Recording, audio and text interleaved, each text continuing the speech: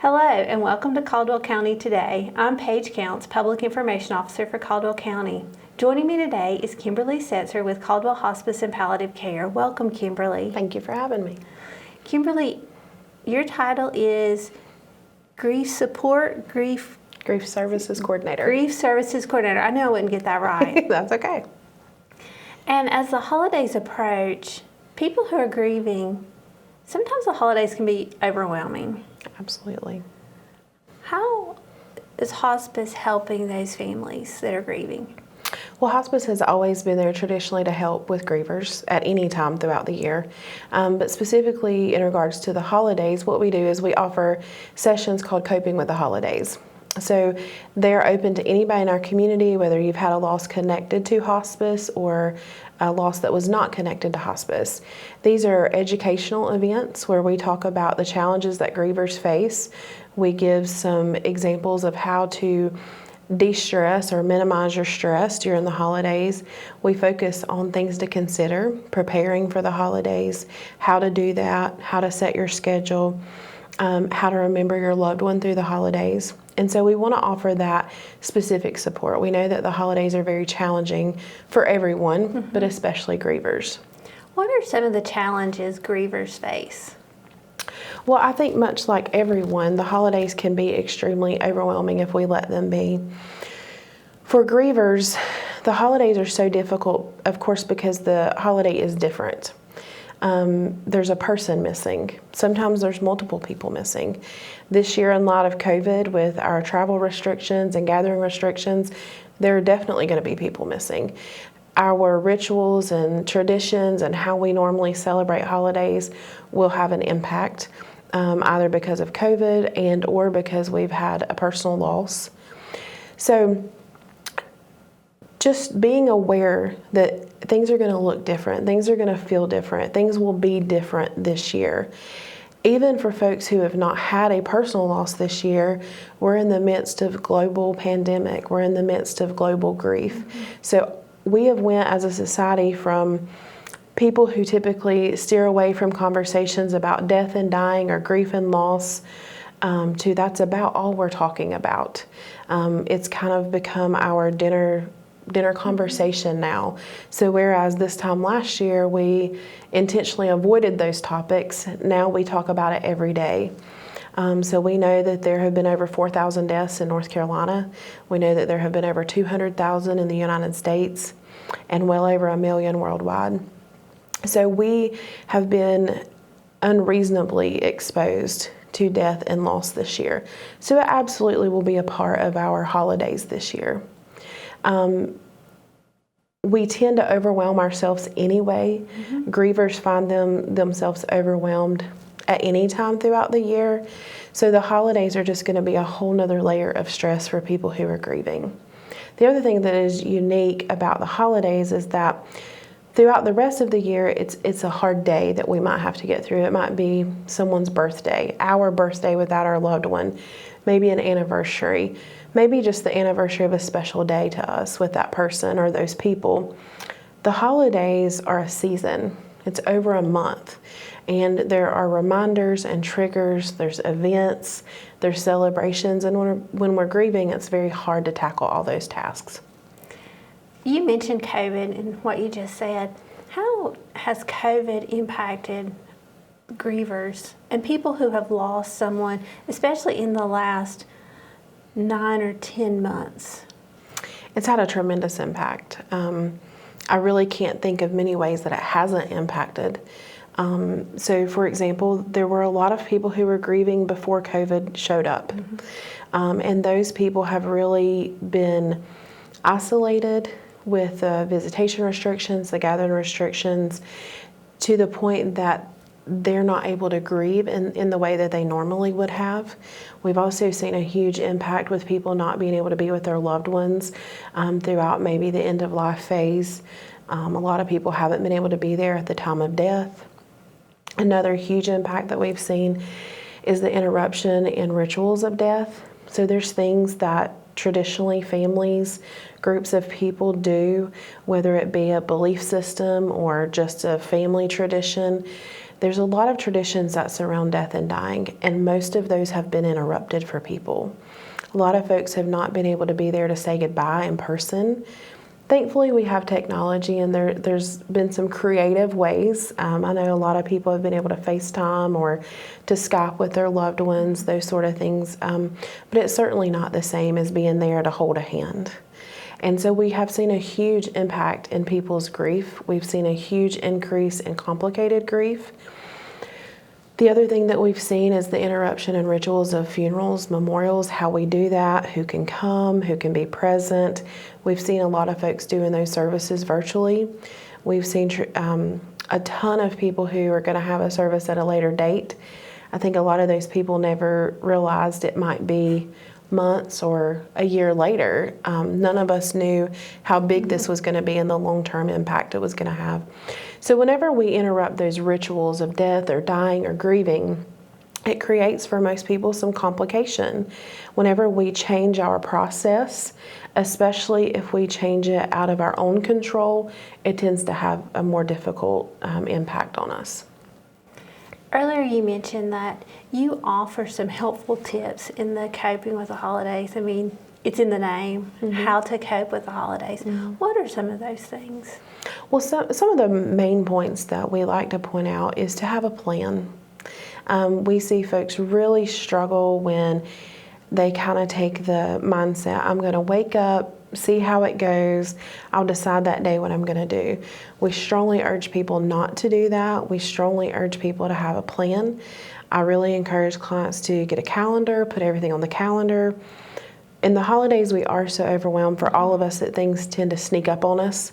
We turn around and we have an event and we haven't purchased the food that we were going to provide, or we haven't purchased the gifts that we needed to provide. So if you can put things down on a calendar and have it organized in a way that things don't sneak up on you, that really goes a long way. Another thing is to be intentional, not to overextend yourself. So we really encourage people to RSVP with a maybe. Most of the people that are inviting you to events or gatherings are going to know your situation. So a maybe is acceptable to them. And I tell people, just be honest. If you have to have an answer today for a head count, for food, for whatever the need is, then the answer is no. I can't promise you that I can be there. We also really encourage people to take a look at their traditions. What do I typically do? And kind of reduce that. Be intentional to reduce it. Maybe this is not the year for you to go all out on your decorations, or to send out 300 Christmas cards, or to purchase a lot of gifts for your family even. Just take a look at what can be reduced and can be changed. I know a lot of events have been canceled because of COVID, so maybe that's going to free people up a little bit from obligations, and I think that could be really helpful to some grievers. At the same time, it could be really difficult because people are going to be more isolated. So I think just being aware that things are going to look different, where your stressors are and where your commitments are. Those are all very important. I think the key to having a plan is to have the plan with the understanding that nothing's ever written in stone, and if plans change, that's okay. But if we have a plan, then we have some means to prepare for what we're facing. What about families who are grieving and where there are children involved? How does that change things? Well, children tend to be the people that we forget in a grieving family. We tend to forget their needs sometimes. We can be intentional, though, not to do that.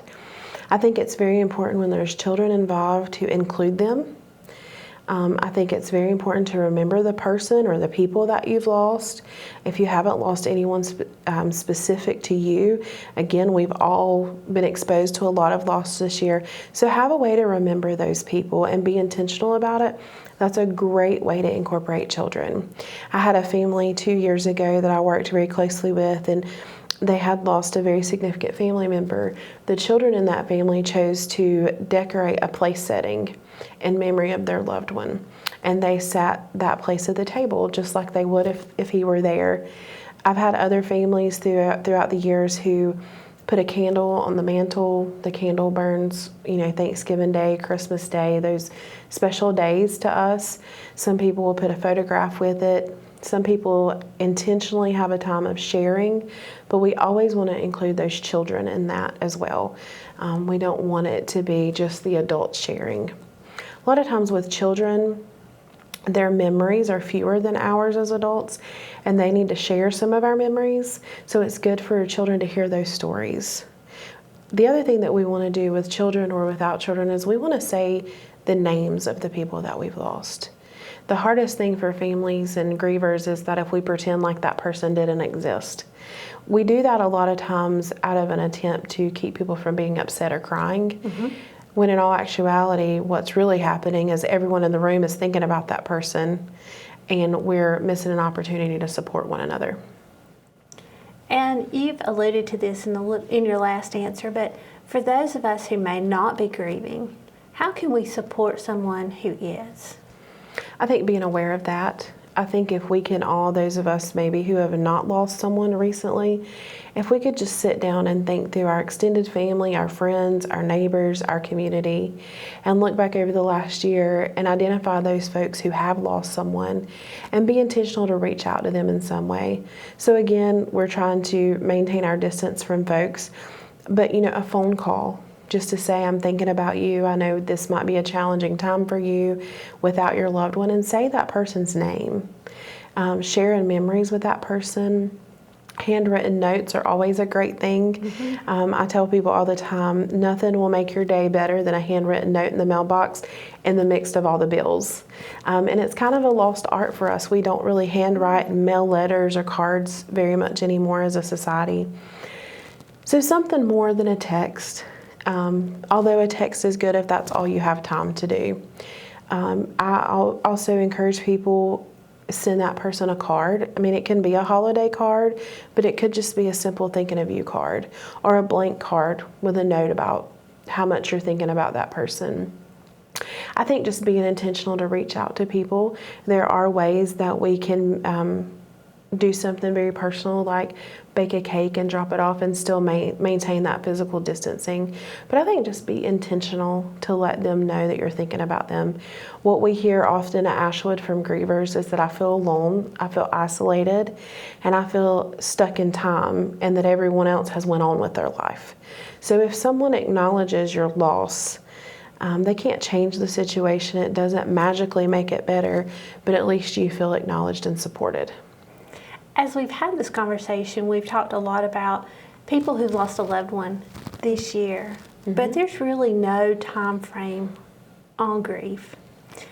What about somebody who maybe it's been 2 or 3 years, but maybe an event has occurred, maybe it's COVID, that has re-intensified that grief for them? What about those people? Well, actually, Paige, we're seeing a lot of that. We're getting many, many calls at Ashwood. Folks that we've served through hospice or through our community counseling program, their loss occurred 2 or 3, 5 years ago. But because of COVID and people have been more isolated and confined to their homes, it has kind of reignited grief for a lot of people. Also, like we mentioned earlier, a lot of discussion this year about sickness and death and dying has really brought a lot of that grief back to the surface for people. I think just having an understanding that there is no magic timeline to grief. Grief is a process. It's a process that's never really over. We don't ever get over losing someone. Grief will always ebb and flow. There will always be reminders. There will always be things like holidays that remind us of who is not there. I've had a lot of people this year say, I'm so glad my loved one wasn't here for COVID. I can't imagine not being able to visit that person, or how worried and stressed that person would be. So when we start to talk about the people who have died years ago, that grief very easily can come back to the surface. And I think use some of the same tips for people who are experiencing more fresh grief. To take care of yourself, don't overextend yourself, have a plan for the holidays. Have a way to remember that person. Just because someone's been gone 5 or 6 years doesn't mean we don't want to remember them. So do something intentional, even if it's something very small. maybe other people don't even know about it. Maybe it's a special ornament or decoration that you put up, or maybe you make a donation to a local nonprofit or a local agency. Maybe you do an angel tree gift in memory of that person. It's something that doesn't have to be public, but it's something for you to acknowledge that what role that person played in your life. If we see this in a friend or family member, this reignited grief, is that something that we can help with? What do we suggest? I think have a conversation about it. You seem to be struggling with your loss. I know it's been a few years. What has caused this? So we know that people who have experienced a more recent loss, it always pulls up old grief for people. If folks have unresolved grief, it's going to be more difficult for them as they lose other folks.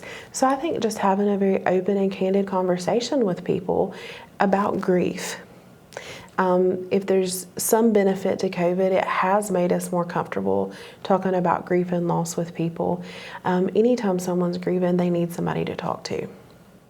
So really being a listening ear. Absolutely. You've mentioned personal care several times and having a plan. What else can people do? I think to know what your own coping skills are, whether those are physical or emotional, value-based, that can include spirituality or faith. To know what your coping skills are, to have some in all three of those areas to take care of yourself, but be very intentional to use them. Be intentional to take good care of yourself this season. In addition to COVID, it's cold and flu season. It's just getting cold outside. It's, today it's cold and windy. And so if you just be intentional to take care of yourself physically, make sure you're eating a balanced diet, make sure you're getting good sleep. Exercise is always a good thing. If you take medication, to take it as it's prescribed, to have your checkups. Just take care of yourself physically. Emotionally, even though we have to physically distance from folks, that does not mean that we socially distance. We still want to interact with people. If you can't see people face to face, calling them, talking to them. Being around people that are important to you, that are close to you, is important. Even though there's some restrictions there, you can do that with physical distancing, wearing a mask. You can go to gatherings that are outdoors. I know a lot of churches are still doing outdoor services. I know a lot of that will be weather permitting as we move into the winter. But just being intentional to take care of yourself in ways that you know are effective for you. And then maybe this is the time that we try some new things. So for example, as you decorate this year for the holidays, if that's something that you do, make some new decorations. Go for a walk throughout your own yard more often. I tell people all the time, a great way to get exercise is to clean your house. And we probably all need to do a little more of that.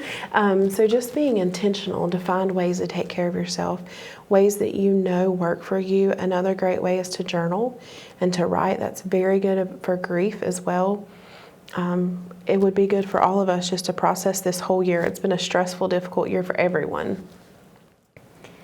We've talked specifically about the holidays, but can you tell us a little bit about Ashwood Grief and Counseling Services and that arm of hospice? Absolutely. So we offer grief support to anyone in our community. So of course, folks who have had a loss through hospice, but anybody in our community that's experienced the death of a loved one or a close family friend. We offer grief support. We offer educational materials. We offer grief counseling. We do that at our Ashwood office. Right now, we're not offering support groups due to the COVID crisis, but we are doing educational events online via Zoom. So for anybody who's interested in that, they can access that schedule on our Facebook page or our website. And you do have some sessions of coping with the holidays coming up, and Eric's going to put those on the screen for us with those dates. Great. How do people sign up for those? They can call us and register, or they can email. We're doing those via Zoom.